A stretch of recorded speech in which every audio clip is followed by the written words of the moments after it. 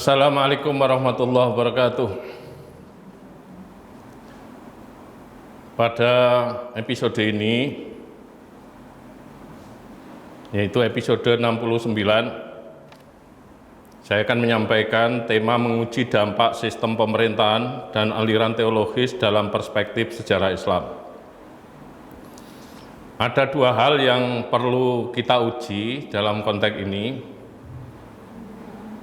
Yang pertama terkait dengan dampak sistem pemerintahan, dan yang kedua adalah dampak aliran teologis terhadap kemajuan peradaban Islam.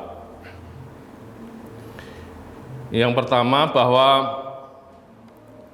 banyak pembaru Islam atau mujaddid yang mengklaim bahwa sistem pemerintahan demokratis itu menyebabkan kemajuan peradaban Islam. Sebaliknya, sistem pemerintahan monarki, otokrasi, dan absolut menghambat kemajuan peradaban Islam.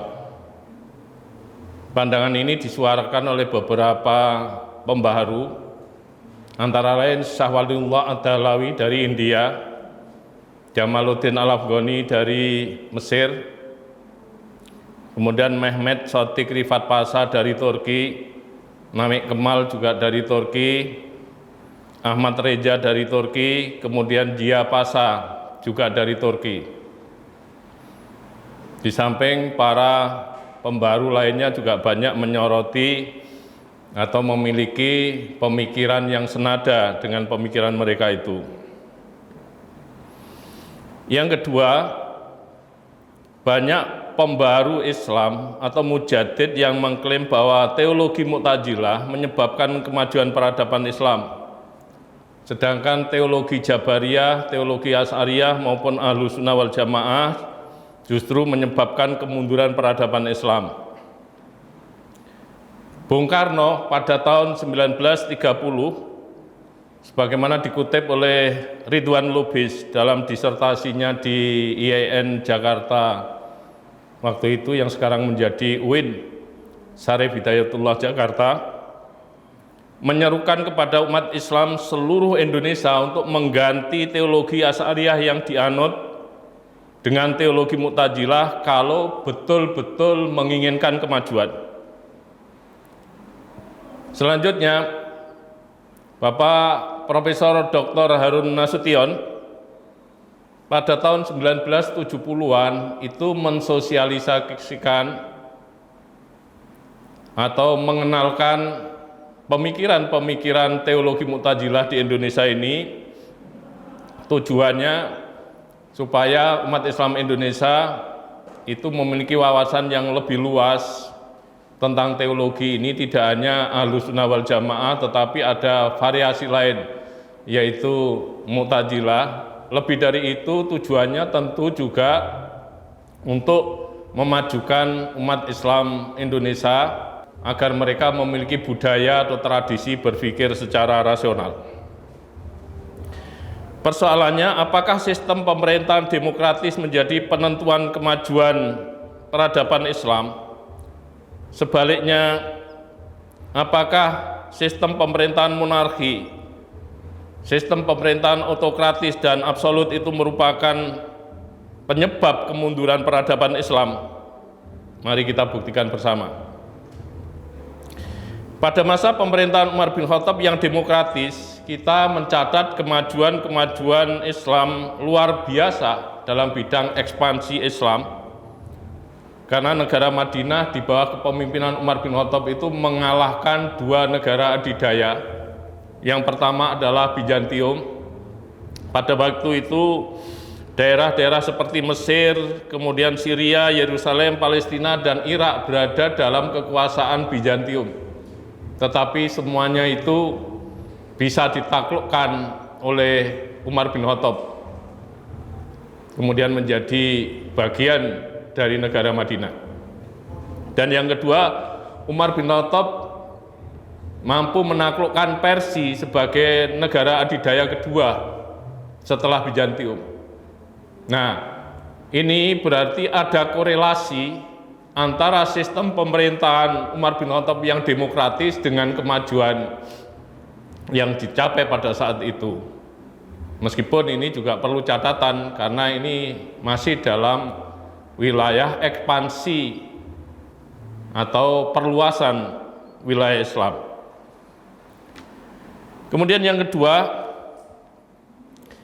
ekspansi besar-besaran kedua terjadi pada masa dinasti Umayyah. Dinasti ini mengembangkan warisan dari wilayah yang ditinggalkan atau yang diwariskan oleh Umar bin Khattab, kemudian dikembangkan oleh dinasti ini sehingga wilayahnya menjadi luar biasa, yaitu ekspansi dilakukan terhadap seluruh daerah Afrika Utara, kemudian Spanyol dan Sisilia di Eropa Barat, bagian timur daerah Bukhara, Samarkand dan Farghanah juga ditaklukkan oleh Umayyah. Kemudian Umayyah juga menaklukkan daerah Bulukistan dan Sind dari India. Padahal sistem pemerintahannya monarki, otokratis dan absolut.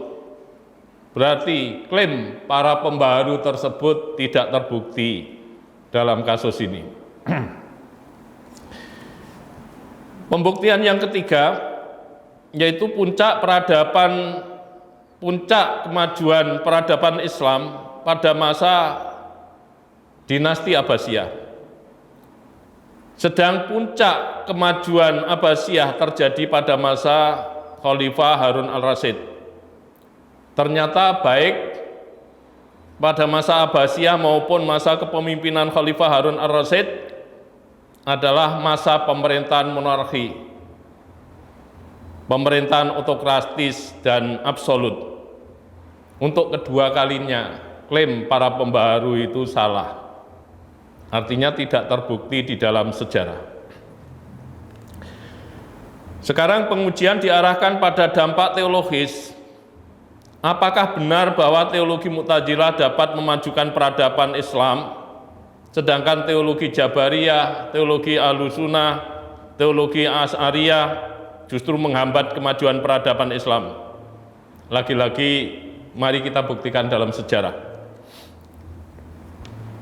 Kembali lagi pada persoalan dinasti Umayyah telah berhasil mengembangkan perluasan wilayah Islam yang luar biasa itu.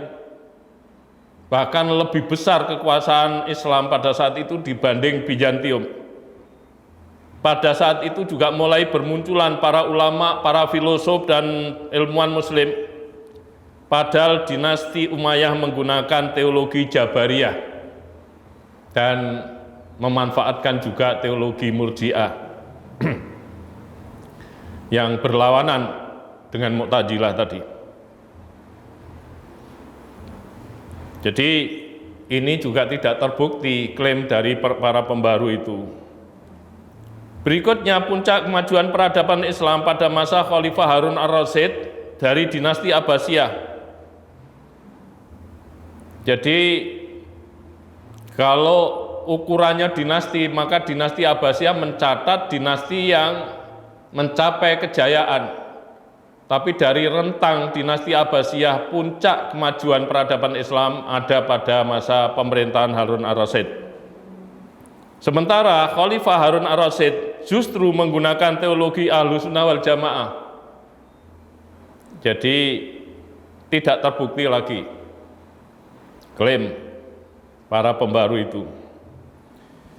Kemudian pada masa Khalifah Al-Ma'mun, putra dari Harun al-Rasyid, pemerintahan sangat dipengaruhi oleh Mu'tazilah.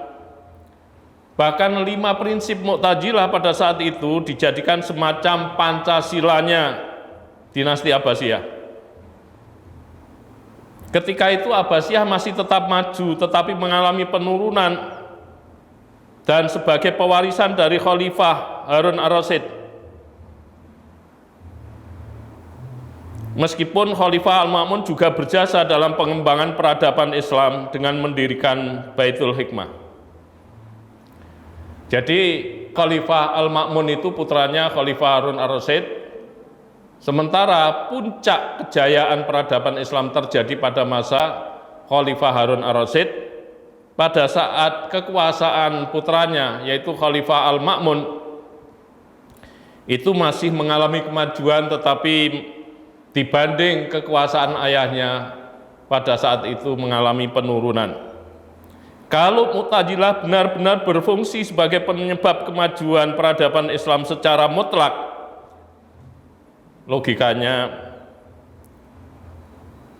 dan seharusnya peradaban Islam pada era kepemimpinan Khalifah Al-Ma'mun jauh lebih maju daripada era kepemimpinan Khalifah Harun Ar-Rasyid. Karena Khalifah Al-Ma'mun sebagai penganut teologi Mu'tazilah, sedang Khalifah Harun Ar-Rasyid sebagai penganut teologi Ahlussunnah wal Jamaah. Karena itu, para pemirsa sekalian, intinya model sistem pemerintahan demokratis maupun teologi Mu'tazilah bukan merupakan faktor mutlak bagi kemajuan peradaban Islam. Ada banyak variabel, ada banyak faktor yang mempengaruhi kemajuan peradaban Islam itu. Bahkan dalam hal ekspansi wilayah Islam, justru teologi Jabariyah menjadi faktor yang dominan. Karena perang itu dalam pandangan mereka bukan penyebab kematian, yang menjadi penyebab kematian hanya Allah. Sehingga pasukan Muslim pada saat itu menjadi gagah pemberani. Menurut keyakinan mereka bahwa kematian itu disebabkan oleh Allah, dan kenyataannya mayoritas orang mati di atas kasur, di atas dipan. Hanya kecil sekali jumlah yang mati di dalam medan pertempuran. Sebenarnya asal masyarakat memiliki tradisi atau budaya eksperimen misalnya, maka peradaban Islam akan mengalami kemajuan meskipun bentuk pemerintahannya dalam bentuk apapun, baik dalam bentuk demokratis, monarki, otokratis, dan lain sebagainya. Juga meskipun teologi yang digunakan, teologi yang dianggap menyebabkan kemunduran peradaban Islam seperti Jabariyah, Murji'ah, Ahlussunnah wal Jamaah maupun Asy'ariyah. Karena itu ada kontribusi tertentu memang dari sistem pemerintahan, ada kontribusi tertentu dari teologi yang digunakan, tetapi itu tidak mutlak, mengingat banyaknya variabel yang turut memberikan kontribusi terhadap kemajuan peradaban Islam itu. Para pemirsa yang berbahagia, bahwa apa yang saya sampaikan mulai episode 62 sampai 69 terkait dengan sejarah peradaban Islam atau sejarah kebudayaan Islam, saya ambil dari buku yang saya tulis yang berjudul Sejarah Islam Inspiratif, Mengubah Haluan Pendidikan Sejarah Islam untuk Generasi Masa Depan, yang diterbitkan oleh Intran Publishing yang berada di Malang. Sementara episode sebelumnya yang membahas tasawuf, mulai episode 47 sampai 61, saya ambil dari buku yang saya tulis. Yang pertama adalah Tasawuf Ekspansif, Gelombang Ekspansi Tasawuf dalam Ilmu Pengetahuan, Gerakan Sosial, Politik, dan Ekonomi Bisnis. Dan yang kedua, dari buku saya Pemikiran Islam Indonesia, Tradisi-Tradisi Kreatif dan Metodologis Intelektual Muslim di Indonesia. Dua-duanya, bahkan ketiga-tiganya ini semuanya terbitan dari Intran Publishing Malang. Demikian saya akhiri. Wallahul muwaffiq ila aqwamit thoriq. Wassalamualaikum warahmatullahi wabarakatuh.